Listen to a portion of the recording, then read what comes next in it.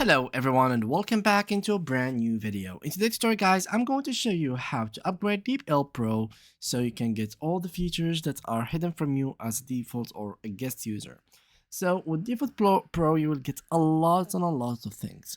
Like here, formality, clarifies, styles profiles, style rules, and another thing that you will have in each category of these from translate files, DeepL write, DeepL voice, and so much more. So how can you get it?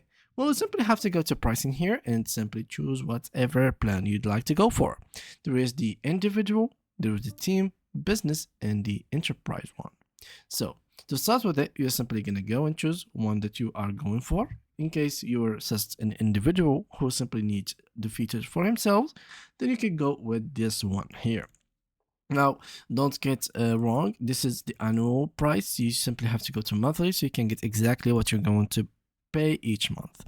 So for each month you gotta pay 10.5 bucks for this pro version, which will give you around what is here. So no data training, 300 plus characters per month, 3-5 translations per month, 1 glossary, 1 set translation, and full page translation. So you could try it for free, but yeah, that's pretty much all you gotta get. Now, for the team, in case you had a team company and you would like to share your account with multiple people, then you gotta pay 34.5 bucks.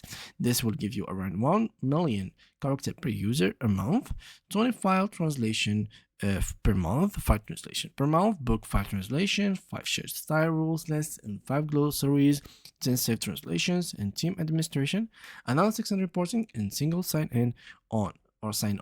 So this is going to be 34.5 but per user, not per team. So you gotta pay for each team member that you're gonna add. You have to pay another 34.5 bucks so you can add them. And yeah, this is how you can get it. Thank you for watching and see you guys in the next upcoming video.